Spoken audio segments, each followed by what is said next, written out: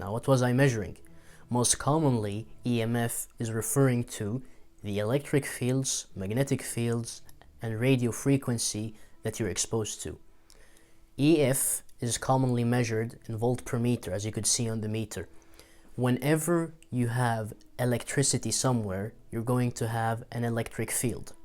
Below power lines, you're going to have an electric field. At the outlet, you're going to have an electric field. It's an invisible area of energy. Okay, and if you want to explain why it arises and what happens in there and what the energy consists of, you have to study physics. Magnetic fields are a bit too complicated for me, so I'll say that they're just another type of invisible area of energy, and they're bad for you, and I'll tell you why later on. RF is radio frequency, so you know when you see those big cell towers, and when you talk about 4G, 5G, Wi-Fi, that's RF.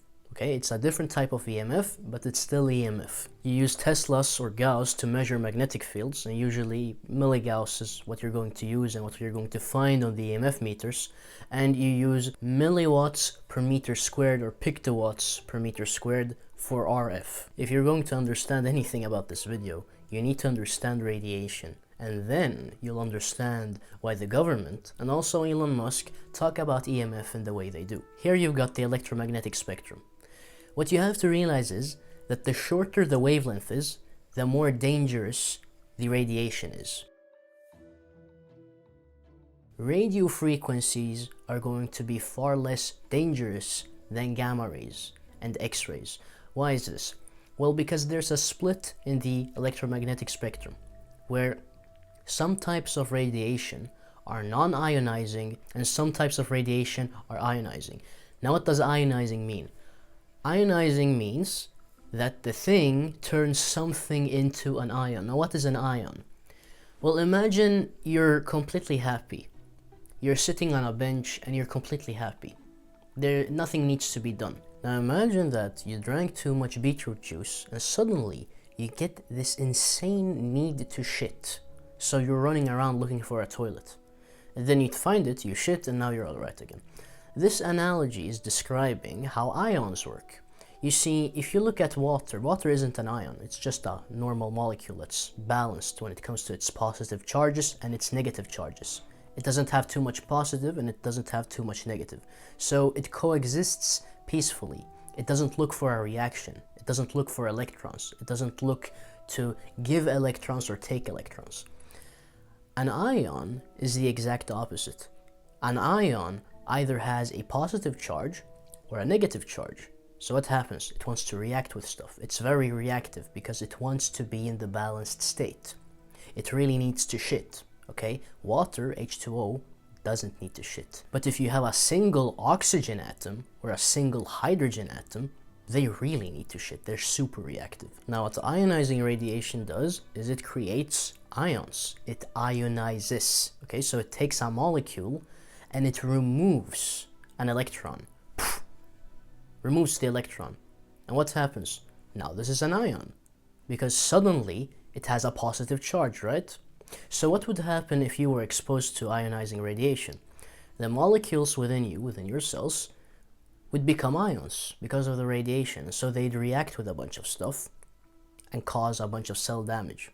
DNA breaks, cancer. And that's why no government goes around saying that ionizing radiation isn't dangerous. No, everyone in the scientific community agrees on the fact that ionizing radiation is dangerous. That's a fact. Now, what about non-ionizing radiation? What does it do? Well, it doesn't ionize. It doesn't create ions. But how are ions created in the first place? Well, you see, you have to give the electrons in the outer shell enough energy for them to completely break out, right? Well, if you give them half of that energy, let's say, that you would need to remove the electron, what would you be doing? You would be giving the electron energy, right? And so it would get excited.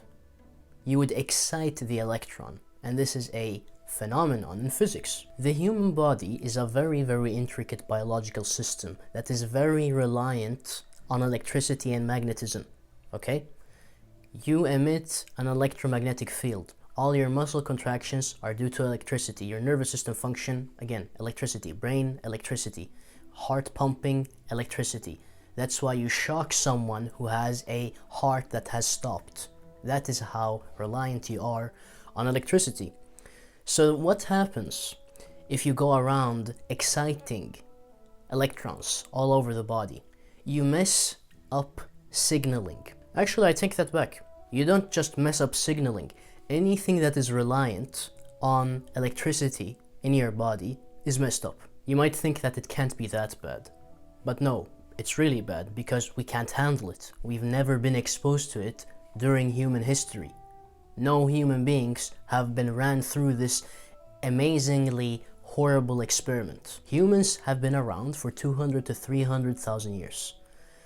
Widespread EMF exposure has been a thing for 100 years, approximately, even less. What do you think happens if you suddenly take a form of radiation that humans have never been exposed to for the majority, overwhelming majority of their existence, and you put it everywhere in modern society? Humans will get problems. We've never been exposed to this before. Our biology has been completely designed without the influence of EMF. So if you suddenly introduce EMF, you're going to disturb lots of systems. And later in the video, when we talk about earthing, you're going to see exactly what I mean. Now here comes the science. In this review article by Martin L. Paul, he shows how EMF is dangerous. He shows the biological mechanism. You have something called VGCCs, or voltage-gated calcium channels. So these channels are in the cell membrane and they allow calcium to pass into the cell. They're called voltage-gated calcium channels because they're gated by voltage. Okay? So if the voltage goes up, they open and they allow calcium into the cell. Now, okay, voltage. What does that remind you of? EMF, doesn't it? So what happens if you're exposed to EMF? You open this channel up, and what happens? The calcium concentration in your cell goes up drastically. And what happens? In the study, of course, and in the scientific world, they say oxidative stress. But oxidative stress is just mumbo jumbo for cell damage. Okay? Cell damage. It's that simple. Now don't get comfortable. Read the study. What they say is you've got DNA damage. Okay? So it's not just cell damage. When I say cell damage, don't just think about the cell getting damaged. No. Think about the DNA, okay? It's when you mention the DNA that you start thinking. It's not when I mention cells, it's when I mention DNA. Double strand breaks, okay? Start thinking about it. It's that dangerous. Remember, this is just one mechanism, one out of thousands probably, that are going on when you're exposed to EMF. This is just one little thing that contributes to cell damage. The entire picture is far, far bigger. We still have a problem. I've shown you that EMF causes cellular damage, causes double-strand DNA breaks. But what levels are safe? How was it determined that the levels on that card I showed you in the beginning are what you should strive for? Well, according to my research, it should be even lower. The numbers for the RF strength and the magnetic field strength probably come from the Bioinitiative report, and this is a great report. You should probably read it. It's the best report ever done on EMF. You see, the problem is, and this is why they wrote the report, a bunch of governments all across the world don't understand where the upper limit should be. They put it far higher than where it should be, the safe ranges, so to speak. So, just to give you an idea, the safe amount of volt per meter, so the electric field strength of an electric field, is below 10 volt per meters. Governments put it at above 7,000, 9,000. So the Bioinitiative report is, scientists all across the world analyzed a bunch of studies dealing with EMF exposure in humans, particularly RF from cell towers and phones, and magnetic fields. And what they found is, they found the numbers that are ideal for human beings. When it comes to the magnetic field strength, ideally it should be below 1 milligauss. And when it comes to RF, it should be below 1 milliwatt per square meter. Now, because electric fields are a lesser known type of EMF, people generally don't write about it, especially in the Bioinitiative report. That's why they focused on magnetic fields and radio frequency. You have to go to the German building biology group to understand where the upper limit for electric fields should be. In there you find that it should be below 10 volts per meter. Please realize that this is not some sick joke I'm trying to play on you. Elon Musk is not right. He's completely wrong, and if he were to read the Bioinitiative report, he would understand his mistake in saying such ignorant things on social media. This is directly from the Bioinitiative report. Overall, these 1,800 or so new studies report abnormal gene transcription, genotoxicity and single and double-strand DNA damage, stress proteins because of the fractal RF antenna-like nature of DNA, chromatin condensation and loss of DNA repair capacity in human stem cells, reduction in free radical scavengers, particularly melatonin, neurotoxicity in humans and animals, carcinogenicity in humans, serious impacts on human and animal sperm morphology and function, effects on offspring behavior, and effects on brain and cranial bone development in the offspring of animals that are exposed to cell phone radiation during pregnancy. This is only a snapshot of the evidence presented in the Bioinitiative 2012 updated report. These are thousands of studies that have been analyzed by a group of many scientists all across the world, and this report has been updated ever since 2012 when it was released. The reason why people sit with their phone pressed up against their face with mobile data on is because they don't know about the dangers. Okay, it's not because people are ignorant. It's because they don't know about the dangers. Who knows about the Bioinitiative report? What government is taking it into consideration? What school is teaching kids about EMF? No school is teaching kids about EMF. No government is teaching its people about EMF. But now you have no excuses, because now you know the truth. And so you should seek to protect yourself. And that's why I'm going to give you a full guide on how to protect yourself. Step 1. Watch the rest of my videos. Why? Because you need to be healthy. If you're not healthy, you won't be able to repair the damage. That's the most important part.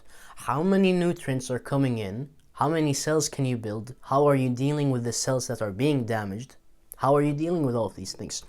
These things depend on your current state of health. Someone who's very unhealthy will feel the effects of EMF far more than someone who is healthy. Okay? Very EMF sensitive people either have something going on or they're just very unhealthy. The food you eat and your health practices and the way you live in general and how much pollution you have in your body all go into this. The better you are at doing all of these things that I talk about in every single video I've ever made, the less EMF sensitive you're going to be and the less cell damage you're going to get from EMF in total. The next thing is, check your surroundings. Do you have any power lines anywhere? Do you have cell towers anywhere? Where have you put your router? Where is your computer? Where are the electronics in your environment and are you near them? For example, stay away from those things. That's a power line tower. The electric field below it is 200 volt per meters.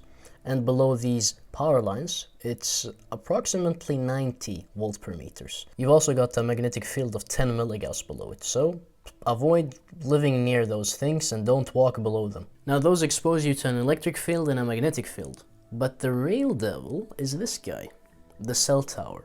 The cell tower emits a bunch of RF. You know those 5G towers that everyone talks about and the cancer? That comes from the cell towers. If you live near a cell tower, you need to move. You need to run. Get away from it. It's not doing you any good, trust me. And the problem is it's not just the cell towers.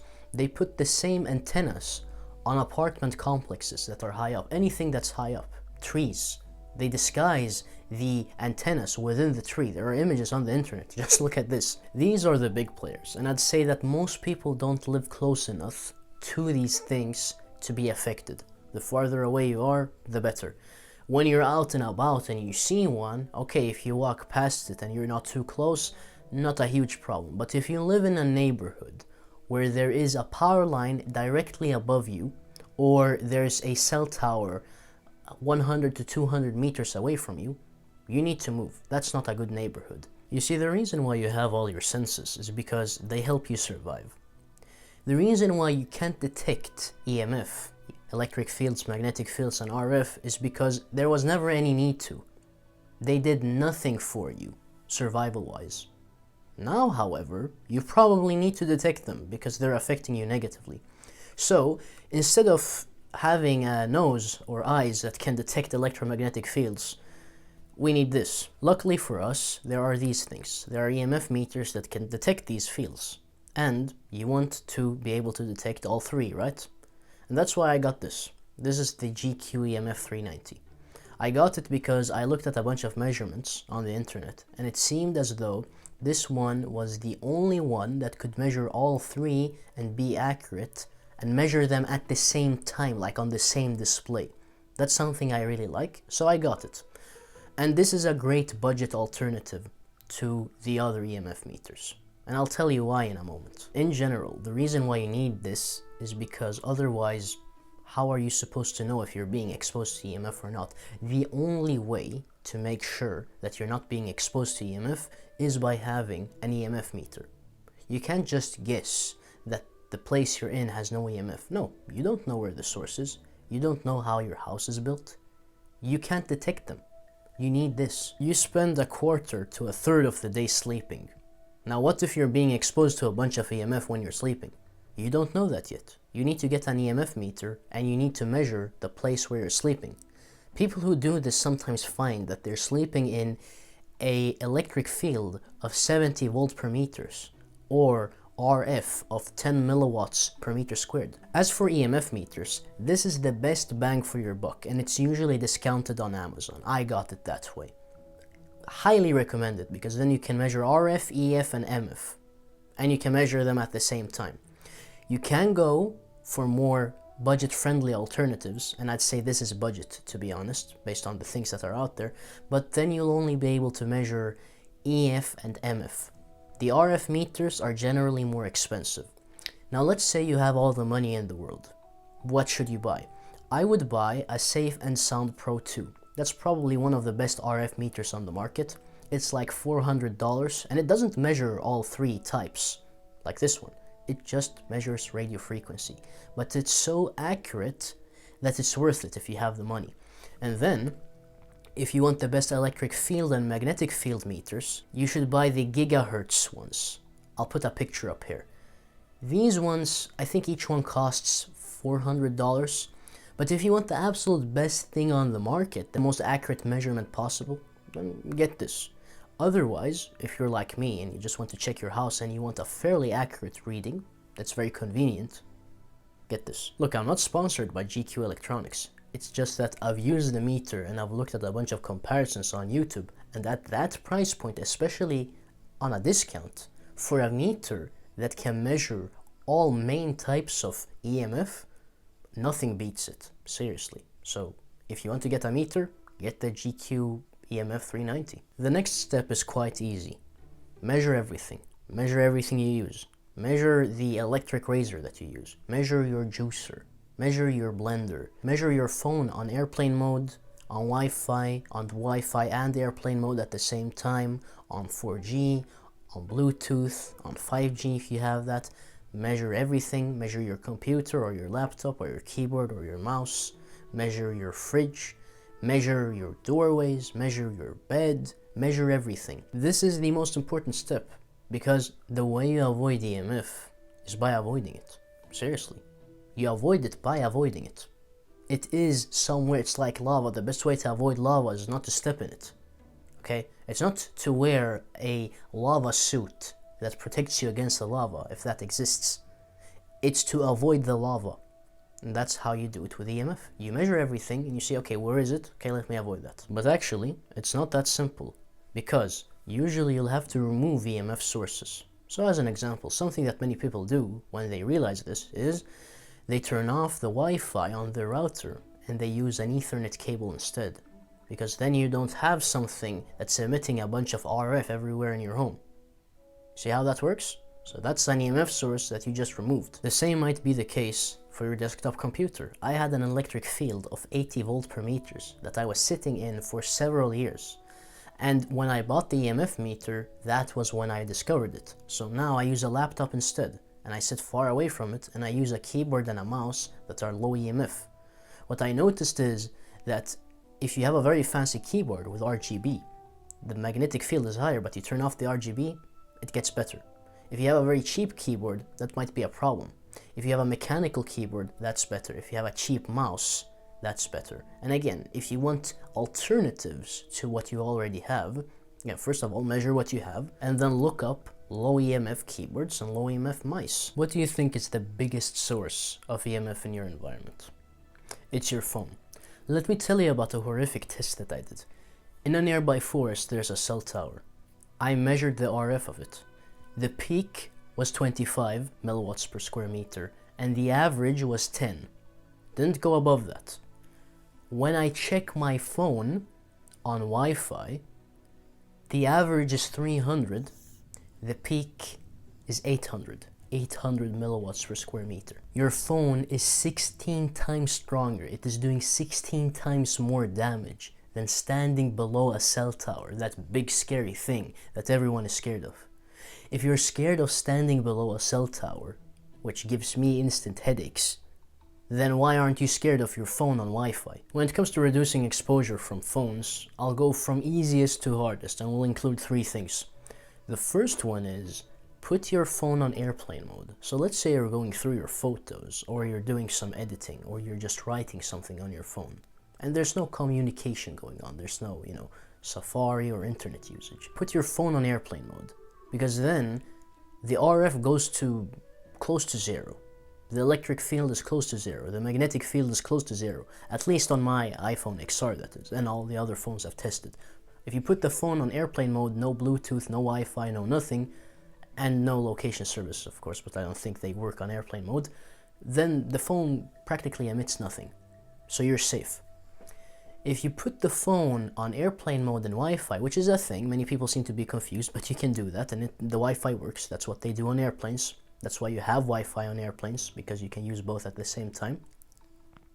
You reduce the EMF coming from the Wi-Fi, it seems, but it's still pretty high. When I measured my phone, it was 300 milliwatts per square meter, so it's still super high. If you measure it from below, it's alright. From the sides, not good at all. So whenever you use Wi-Fi, put your phone on airplane mode at the same time. Never use Wi-Fi without airplane mode. That's my recommendation. Wi-Fi alone is super bad. It's just as bad as using mobile data. You might think that using mobile data is worse, but according to my measurements, at least on several phones, mobile data and Wi-Fi, the same amount of RF is emitted. And on the topic of these phone settings, don't use Bluetooth. Okay, don't use your AirPods. The reason why AirPods are bad is because they depend on Bluetooth, and Bluetooth is RF. Okay, if you have something corded, there's no need for radio frequency for those 2 devices to communicate, because the cord takes care of that. So again, use stuff that's corded. Don't use Bluetooth. The next thing you can do, which of course costs money, is to buy an EMF protective case. Now, certain materials are good at absorbing or blocking EMF, and especially when you surround something completely, so the case needs to have a cover, that blocks EMF because of physics, and we'll get into that later. So EMF protective cases, they work. But the thing is, when you use a phone, you're generally going to be not covering the screen. So of course you're going to have EMF coming out in that direction, but your hands are going to be protected. Another advantage of having an EMF protective case is that if the case is completely closed and you put that in your pocket, then that should be alright. There should be no EMF going into your balls or vagina. The last thing is least convenient, but it's also the best thing you can do. There's a thing called SAR, and it's a value that you use to measure how much a human being is exposed to RF radiation through a phone. All companies need to showcase what the number is for any phone that they sell, which is a great thing. The problem is that most phones are around 1 as an SAR value, and safe levels are like below 0.5. So you're getting a bunch of RF with most phones, especially iPhones. It seems as though Samsung is the best at this, specific Samsung phones, like Samsung Galaxy Note 8. That's probably the best phone out there when it comes to radiation. Samsung Galaxy S10 seems to be good. Samsung Galaxy S23, S22, many Samsung Galaxy phones seem to be very good. So my tip is look up the SAR value of your phone. I have an iPhone XR, so mine are 0.98 for the head and also 0.98 for the body. You want one that's below 0.5, so again, I'll have to look for a Samsung. There are lists that show a bunch of phones that are low SAR, so go into the internet, and if you decide to upgrade your phone, get a phone that's low SAR. Whenever you buy a phone, get a phone that's low SAR. And again, check your own phone to see where it lies, because if it's super high, consider buying a new phone, selling your phone, getting a used phone that's low SAR, something like that to save money. Now let's say you measure your bed and it's above 10 volts per meter, or it's above 1 milligauss, or it's above 1 milliwatt per square meter. What should you do? You build a Faraday cage around your bed. That's usually what people build Faraday cages for their bed, because they're going to spend a quarter to a third of their time there. So you get this fabric infused with aluminum that I believe you can find on Amazon for pretty cheap. You get that and you cover your bed in a canopy from all sides, and when you sleep in that, no EMF will affect you. Now there's a super efficient and completely free way of protecting yourself against EMF, and that is to do earthing, also called grounding yourself. There's a review article written by Gaetan Chevalier et al. Where they talk about all the studies showing that earthing is a healthy thing. They show the science, they show everything. And in it, there's a section where they talk about how if you do earthing, you'll be less affected by EMF. Why? Because you will share the electromagnetic field of the earth. You and the earth will be in sync, so to speak. So outside things will not interfere. You see, if you're just walking around and you don't have any current going through, you're not sharing a strong current with something else, then of course things affect you. But if you are in sync with the electromagnetic field of the earth, then stuff from the outside won't affect you as much. So that's why if you sit on your laptop and you're earthed outside, then you'll be affected much less from the laptop than if you were to sit inside. Earthing also reverses the effects of long-term EMF exposure. Why do I know this? Well, because if you take people and you earth them, you ground them, their heart rate goes down. Why is that? Well, it's because EMF messes up the electromagnetic system in the body. It gives you a positive charge, and a positive charge is associated with inflammation. If you have a neutral charge, that's a good thing. But you've only got a neutral charge when you're earthing. EMF increases the charge. It makes you electrically unstable, so to speak, and of course your cardiovascular system, which is completely dependent on the electromagnetic force in your body, is going to get messed up. It's going to be less efficient. So then you earth, and the heart rate goes down. Why? Because now it's easier to move the blood around the body. As I write in my book, when I was writing the EMF section of the book and the earthing section, I said that whenever I'm writing this book, I go out into my garden and I earth for a few minutes, because sitting on the computer gives me headaches. And that wasn't because of concentration stuff. No, that's not a problem. I can read a book for a very long time without any issues, because there's no EMF. With a computer, you've got EMF. So the concentration stuff, that's all bullshit. The fact that doctors say that you get headaches from sitting at the computer because you're concentrating. No. You can sit there and concentrate on a book outside in nature for a very long time and you won't get that. You get that on the computer or your phone because of the EMF. So what I'm saying is, earth as much as possible. If you're exposed to EMF, if you have to be exposed to EMF, make sure to balance that out with earthing. Okay, it's just like if you work out, you should probably eat a little bit more so that you don't lose weight, so that you don't lose tissue. It's a sort of same thing, but working out has some benefits, EMF has no benefits. Now, because you're addicted to nutrition information, let us throw in microwaves into the mix.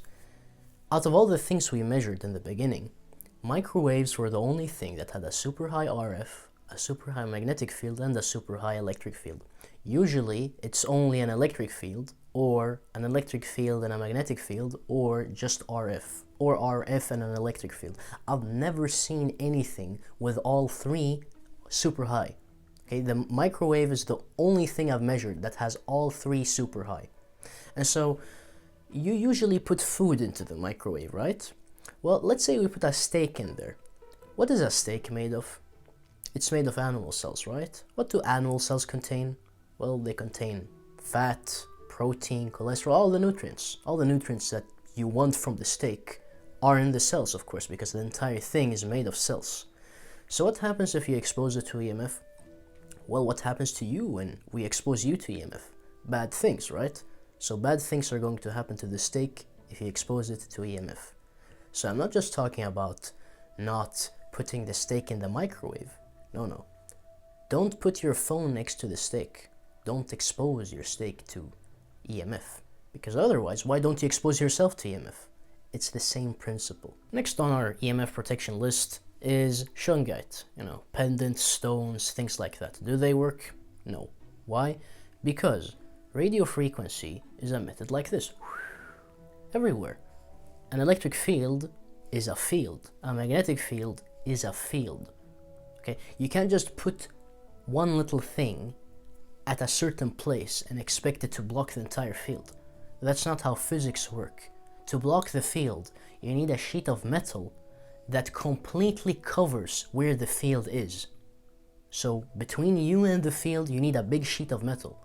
That's what's going to block the EMF. A big sheet of metal. Shungite isn't going to do anything.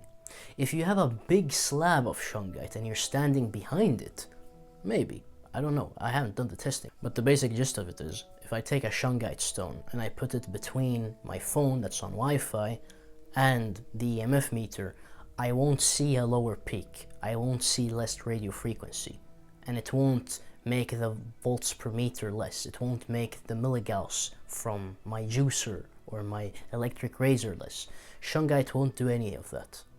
So instead of using Shungite, do everything else that I talk about. There are lots of great people talking about the dangers of EMF. I even write about it in my book, The 6 Health Commandments, so check it out if you want to learn more about it from me, that is, if you like the way I teach.